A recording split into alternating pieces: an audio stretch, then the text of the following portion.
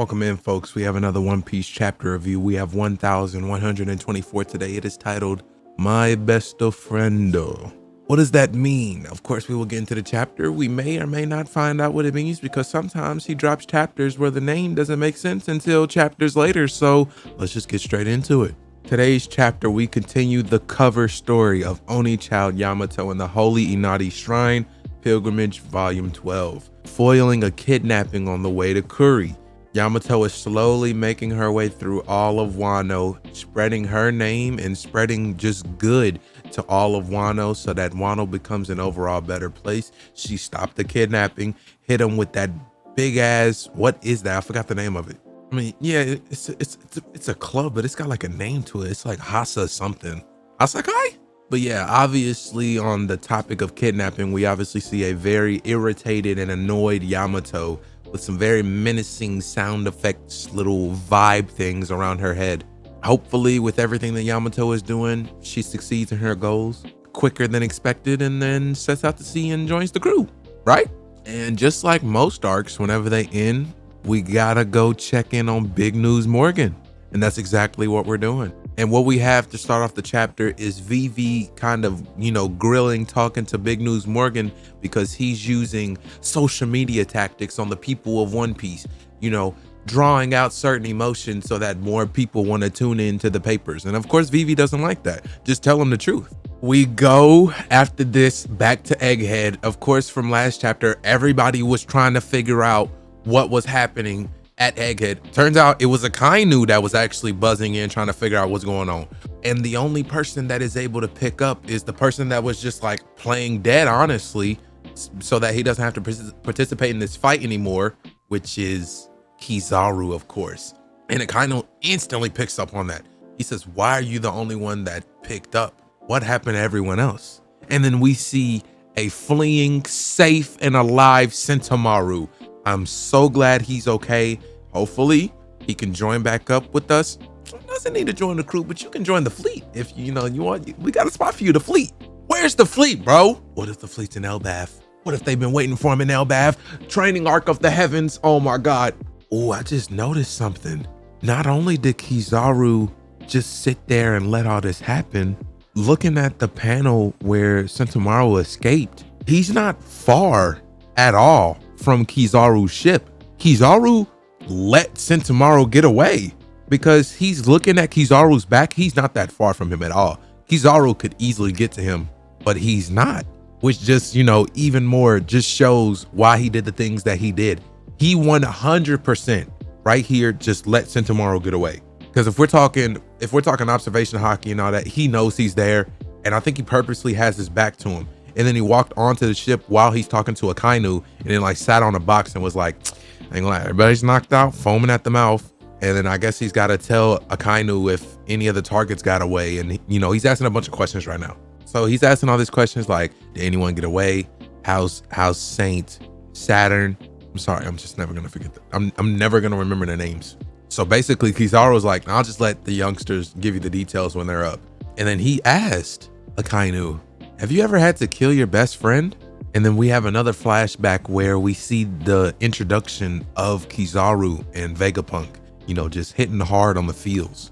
Man, so basically what happens is we go through the introduction of Kizaru and Vegapunk, and then we show them literally, obviously a couple panels building Egghead before it became what it is now. And then we see the fateful scene of Kizaru being the one to kill Vegapunk, and we see just, we see that's the memory currently through his glasses, but it's really supposed to show in his mind, that's the memory that's currently replaying in his head.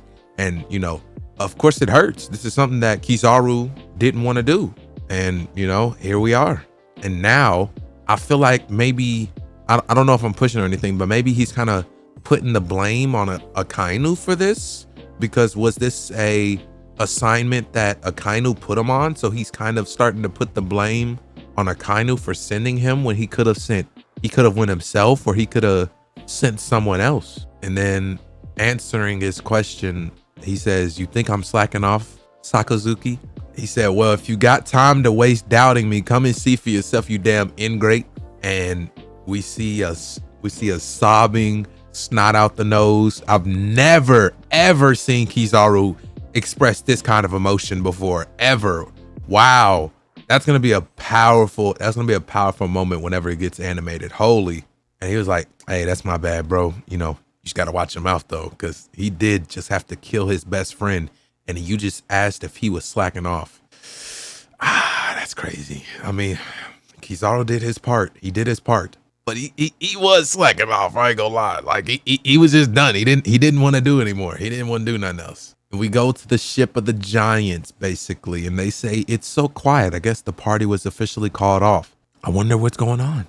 And it's kind of set in exactly what has happened. That basically the Straw Hats failed. Their initial goal was to get Vegapunk out of there.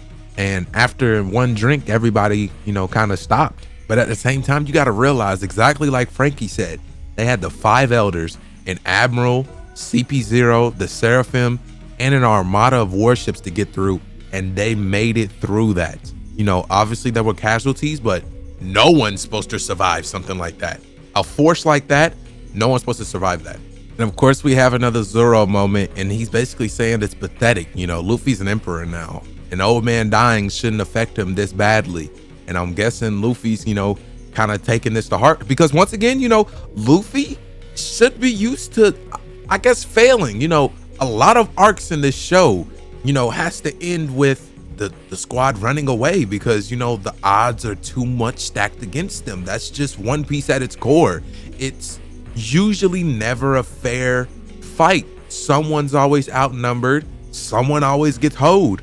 Honestly, Luffy should be used to this, but the stakes of this arc and, how close we were to success, I 100% understand why he's taking this a little bit hard. But at the same time, it's not like this is the first time this has happened, So we see inside of some kind of like bedroom or lounging area, we see Lilith waking up well, I wouldn't say all, most of the Straw Hats. We have Sanji, Nami, Chopper, and Usopp, kind of watching over Lilith as she wakes up, and everyone's like, we got some bad news for you.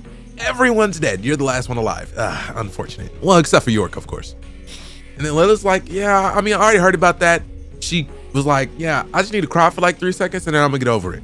And then she did just that. She cried for 3 seconds and then she got over it. Is that hinting at something because Lilith is supposed to be the evil one? Is there something weird about that? You better not betray us.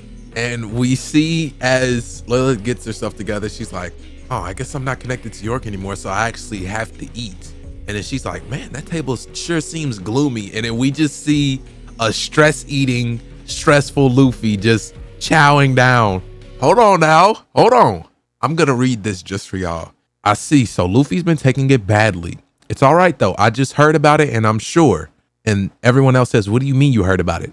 A second ago, I was crying because I was sad about everyone's deaths. However, it's all a matter of perspective. Here's the truth. To put it simply, everyone's alive. And everyone's like shocked. That's what it's going to be in the show.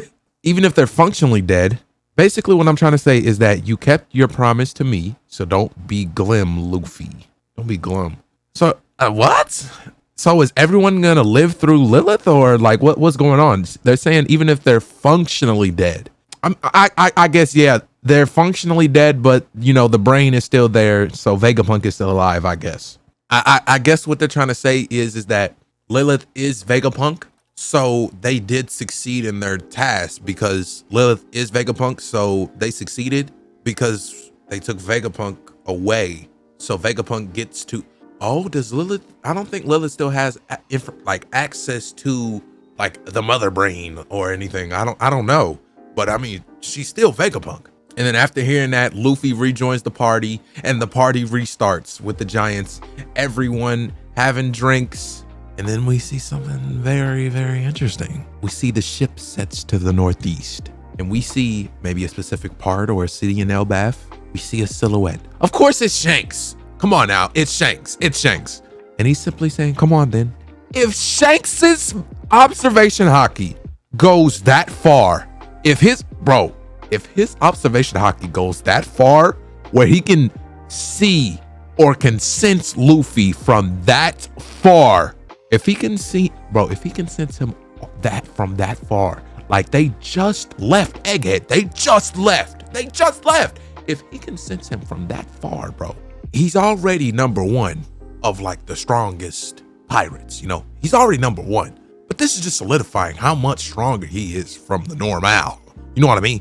Jesus. But if this is a different person, then this is a problem. Because in all honesty, now that I'm thinking about it, every arc, there's a problem. There needs to be a problem. Without a shonen, like in a shonen, there's always a problem or a person that is the problem. What is going to be the problem in Elbaf? Because we are being deceived into thinking that Elbaf is just gonna be a coming together of friends. Obviously, we're assuming that Luffy and Shanks are gonna be cool, but right now, Luffy's crew is on board of one of Shanks's fleets. You know, they're on one of Shanks's ships, per se. Assuming that Luffy and Shanks are gonna be cool, who or what is gonna be the problem going into Elbaf or overall, right? It can't just be catching up, you know, everyone's cool. There's gotta be a problem that, you know, progresses the story forward. And at the end of this chapter, we are on break, by the way. We're on break. So that means that the next chapter that we're gonna get is gonna be a crazy one. Going forward, I know Elbaf is gonna be great.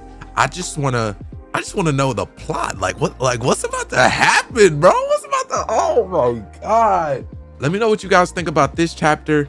I feel like this was a well-needed send-off to not to Elbaf, to Egghead. Egghead was a great arc. One of my favorites of the post-time skip, of course. Man, I'm very interested in how Oda is gonna take these next chapters. I honestly think with how much that I know Oda, we probably are gonna go elsewhere. I think we're gonna go elsewhere and then we're gonna jump into Elbaf. Or I could be wrong. Either way, we're gonna get some information and it's gonna be great. But knowing Oda, everyone wants to see everyone go to Elbaf. But that's usually the keen time that he likes to send us elsewhere so that we can get information about what's going on in other places. Like what's going on with Garp, what's going on with Blackbeard, what's going on with Sabo, what's going on with Kobe, what's going on with everybody else, the revolutionaries, you know, people like that.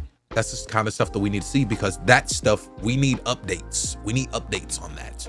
Or maybe it's not the time for that. Maybe he'll wait until we're midway into Elbaf, you know, kind of like how, I wouldn't say that he did it at the beginning of Egghead, or like, you know, and then towards the middle is when he did the Roger, not the Roger flashback, but, you know, the flashback of the island that no longer exists. God Valley. I wonder how this arc is gonna go. I think we can say we are no longer in the Egghead arc and we are in the beginning of the Elbaf arc. Man, I hope y'all enjoyed this one, because I sure did, because this one was definitely a W chapter.